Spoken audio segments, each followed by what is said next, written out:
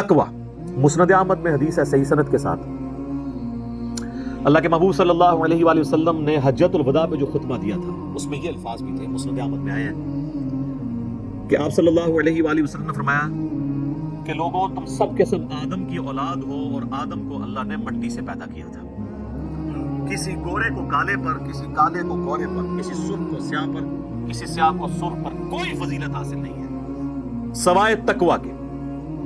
تو یہاں پہ بار بار آ رہا ہے جو اللہ سے جتنا ڈر گیا، سورۃ الحجرات میں بھی ہے نا، ان اکرمکم عند اللہ اتقاکم، تم میں سے اللہ کے حضور مرتبے والا وہ ہے جو پرہیزگار ہو، اللہ سے ڈرنے والا ہو۔ یعنی کسی کے نسب کی بنیاد پہ اس کو فیصلہ نہیں ہونا، ہاں اگر نسب اس کا اچھا ہے اور اعمال بھی اچھا ہے تو پھر نسب ظاہر ہے وہ پھر ویلیو ایڈیشن کرتے ہیں، پھر سیدہ فاطمہ ہی جنتی عورتوں کی سردار ہوں گی جو بخاری مسلم میں آیا، پھر سیدنا حسن و حسین ہی جنتی نوجوانوں کے سردار ہوں گے جو جامعہ ترمذی کے اندر آیا اور مسند احمد کے اندر۔ لیکن پہلی چیز ہے کہ عمل بھی درست ہوئے۔ صحیح مسلم میں حدیث ہے، نبی علیہ السلام نے فرمایا جس کے عمل نے اسے پیچھے چھوڑ دیا اس کا نسب، اس کا خاندان اسے آگے نہیں کر سکتا، ہاں جس کے نسب نے اسے، جو عمل نے اس کو پیچھے نہیں چھوڑا، عمل اس کے درست تھے تو پھر اس کا نسب اسے فائدہ دے گا۔ تو ہم ایکسٹریم رویوں پہ نہیں ہیں، ہم نسبت کو مانتے ہیں، لیکن نسبت یہ نہیں ہونی چاہیے کہ ہو سید اور سب سے زیادہ جو ہے وہ سوٹے بھی وہی لگا رہا ہو، پھر تو اس کی عزت نہیں ہوگی جب تک اس کے اعمال نہیں ہوگے۔ اس پہ بھی میرے یوٹیوب پہ ایک ویڈیو ہے، کیا سارے ہاشمی سید جو ہیں ان کا احترام کیا جائے؟ تو یہ دیکھنا ہوگا کہ وہ سید ہونے کا حق بھی ادا کر رہے ہیں، نہیں صرف دعویٰ کرنے سے نہیں۔ تو اس مسند احمد کی حدیث میں الفاظ ہیں کہ کسی گورے کو کالے پر، کالے کو گورے پر، سرخ کو سیاہ پر، سیاہ کو سرخ پر کوئی فضیلت نہیں سوائے تقوی کے۔ تقوی کی بنیاد پہ اللہ تعالیٰ قیامت والے دن نوازے گا۔ تو یہاں پہ بھی آپ دیکھیں سٹارٹ ہوا یا ایھا الذین آمنوا اتقوا ربکم، اپنے رب سے ڈرو، اس کا تقوی اختیار کرو۔ پھر آگے چل کے پھر آیا واتقوا اللہ الذی تساءلون بہ والارحام، یہاں پھر تقوی کو اللہ تعالیٰ نے ایڈریس کیا۔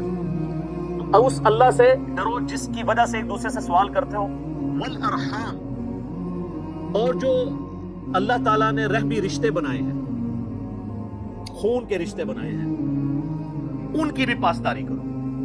یعنی اللہ سے ڈرتے ہوئے جس طرح ایک دوسرے کو سوال کرتے ہو، اللہ ہی سے ڈرتے ہوئے ارحام کا بھی خیال رکھنا ہے، رحمی رشتوں کا، یعنی یوٹرس رحم کہا جاتا ہے عربی میں۔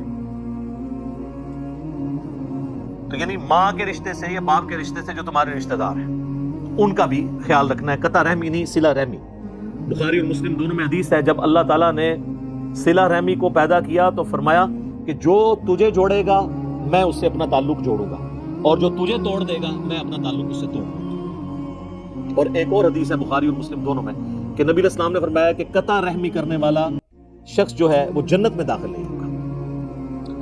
تو رشتہ داروں کے ساتھ صلہ رحمی کرنا ضروری ہے، لیکن یہ صلہ رحمی ہوگی اللہ اور اس کے محبوب صلی اللہ علیہ وآلہ وسلم کی تعلیمات کے اندر اندر۔ یہ نہیں ہے کہ وہ یہ ماں کے جی داڑھی مڑا دے رہی تھا میں دودھ نہیں بخشا گی، کتنی متکبر مائیں ہیں جو یہ جملہ بولتی ہیں۔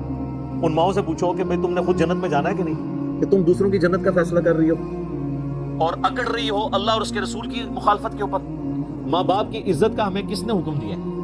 اللہ نے۔ اور اگر ماں باپ اللہ کے باغی ہوں اور پھر وہ اکسائیں اپنی اولاد کو کہ وہ اللہ کے مخالفت پہ کھڑا ہو تو پھر ان کی اطاعت نہیں ہوگی۔ لیکن دنیا میں سورہ لقمان میں ہے کہ معروف طریقے سے ان کے ساتھ چلنا ہے، بدتمیزی نہیں کرنی، لیکن ان کا کہنا نہیں ماننا اس معاملے میں جہاں پہ وہ اللہ اور اس کے محبوب صلی اللہ علیہ وآلہ وسلم کے خلاف چلنے کا حکم دے۔ دنیا معروف طریقے سے لے کے چلنا ہے۔ وہ صحیح بخاری میں حدیث ہے، اسماء بنت ابی بکر کہتی ہے کہ میری والدہ میرے پاس آتی ہے لیکن اس نے اسلام قبول نہیں کیا، مشرکہ ہے، بت پرست ہے، کیا میں اس کے ساتھ حسن سلوک کروں؟ تو آپ نے فرمایا ہاں، دنیا میں معروف طریقے سے حسن سلوک کروں، وہ حقوق آپ نے پورے کرنے ہیں، نان و نفقہ بھی دینا ہے اور اسی طریقے سے بیمار ہو جائیں تو علاج بھی کروانا ہے، یہ سارے کام کرنے ہیں۔ لیکن جہاں وہ کہیں پر آپ کو اللہ کی نافرمانی پہ اکسائیں اور ایکسپلائٹ کرنے کی کوشش کریں، کئی عورتیں ہیں جو اپنی بچیوں کو کہتی ہیں کہ نقاب نہ کرو ورنہ تمہیں اچھا رشتہ نہیں ملے گا، اندازہ کریں۔ تو جن بے پردہ عورتوں کو اچھے رشتے مل گئے ہوئے ہیں تو کیا ان کی زندگیاں سکون سے گزر رہی ہیں؟ ان کی طلاقیں نہیں ہو رہی ہیں؟ ان چیزوں پہ فیصلے ہونے ہیں۔ دنیا کا تو پتہ نہیں کہ کیا بھروسہ کب موت آ جائے، اللہ کی نافرمانی نہیں کی جا سکتی۔ تو رحمی رشتوں کا بھی خیال رکھو۔ ان اللہ کان علیکم رقیبا، بے شک اللہ تعالی دیکھ رہا ہے جو کچھ تم کر رہے ہو. یہ سب سے بڑی تھریٹ ہے. اور یہ اگر انسان کے سامنے یہ معاملہ ہر وقت رہے کہ میرا رب مجھے دیکھ رہا ہے تو پھر انسان کے لیے گناہوں سے بچنا آسان ہو جاتا ہے. دنیا کی شرم اور حیا کی وجہ سے لوگ برائی سے بچ جاتے ہیں. کئی لوگ ہیں وہ داڑھی رکھتے کہتے ہیں جی اب داڑھی رکھ کے تو یہ کام نہیں اب کر سکتے ہم. کئی لوگوں نے ٹوپی رکھی ہوئی ہے تو وہ ٹوپی کی شرم و حیا کی وجہ سے کئی کام چھوڑ دیتے ہیں کہ لوگ کہیں گے یار یہ دیکھو اس نے کیا کیا. تو سب سے بڑھ کر شرم و حیا اللہ کی کرنی چاہیے, اور وہ اللہ جو دیکھ رہے ہیں. باقیوں کا دیکھنا تو میٹر نہیں کرتا, وہ سزا بھی نہیں دے سکتے, اور اللہ وہ دیکھنے والا ہے کہ اگر وہ سزا کا فیصلہ کر دے تو کوئی چھڑا نہیں سکتا. یہ بات ہے.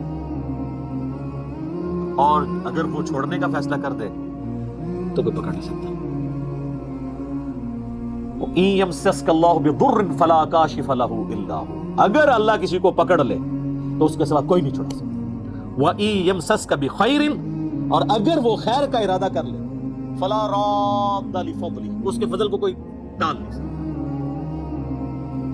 تو اس اللہ کو اپنے سامنے رکھو. اس کانٹیکس میں وہ حدیث جبریل بڑی مشہور ہے, بخاری مسلم دونوں میں ہے, اور مسلم میں کتاب الایمان چیپٹر میں پہلی حدیث ہی یہی ہے. پہلی 92 روایتیں تو مقدمے کی ہیں, 93 نمبر حدیث جو مسلم شریف میں ہے نا, حدیث جبریل بڑی ڈیٹیل ہے. اس میں حضرت جبریل نے انسانی شکل میں آ کے جب مختلف سوال کیے تو ایک سوال اس میں یہ تھا کہ فرمائیے کہ احسان کیا ہے. آپ صلی اللہ علیہ وآلہ وسلم نے فرمایا احسان کا درجہ یہ ہے کہ تم نماز اس طرح پڑھو, اللہ کو اس طرح یاد کرو گویا کہ تم اپنے رب کو اپنے سامنے دیکھ رہے ہو.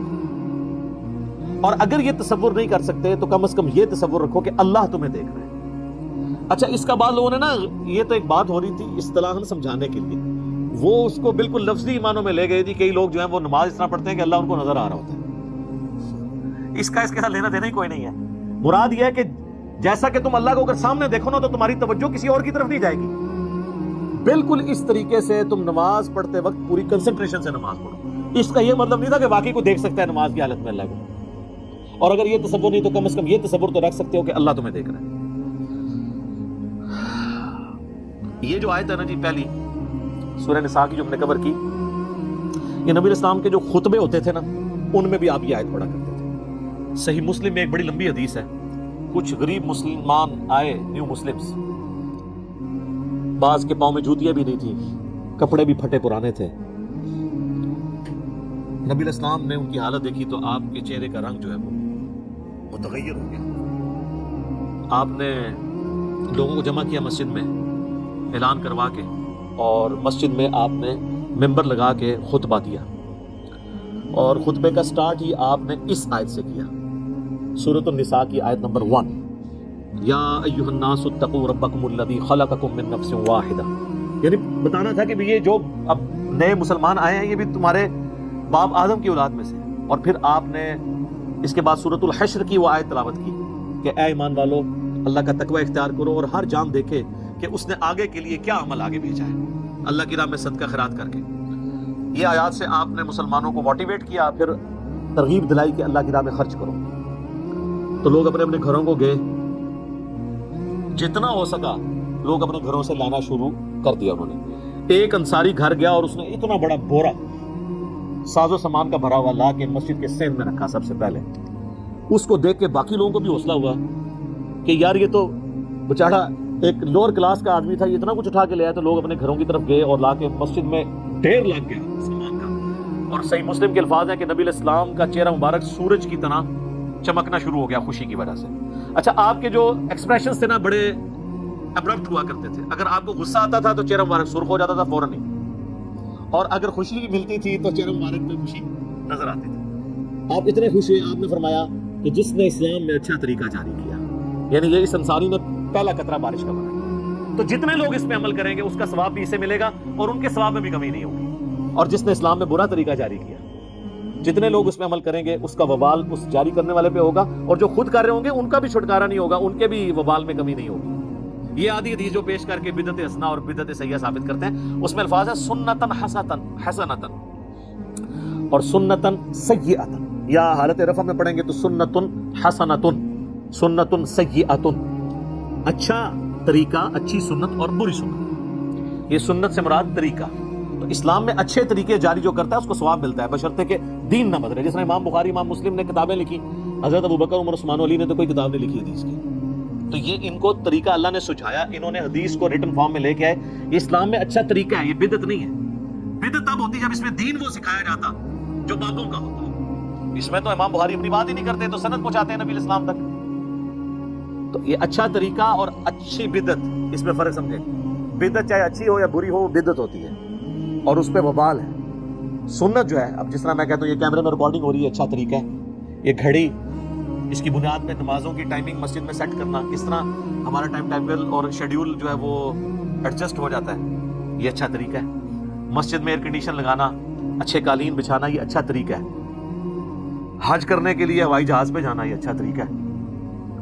یہ اچھی بدعت نہیں ہے, طریقہ ہے. بدعت تب ہوتی جب حج کے ارکان یا نماز کے ارکان اس میں کوئی تبدیلی لے آتا. تو یہ سپورٹیو چیزیں, جو دین کو سپورٹیو چیزیں جو ہے وہ بدعت نہیں ہوتی, اچھے نئے طریقے ہوتے ہیں. ہاں, دین کو کوئی بدل دے, کوئی فجر کی 2 کے بجائے 3 رکھتے پڑے اور کہ جی خیر ہے ایک فالتو ہی پڑی ہے, وہ 3 بھی 0 سے ملٹیپلائی ہو جائے گی, کیونکہ وہ نبی کے طریقے سے ہٹ جائے گی صلی اللہ علیہ وآلہ وسلم.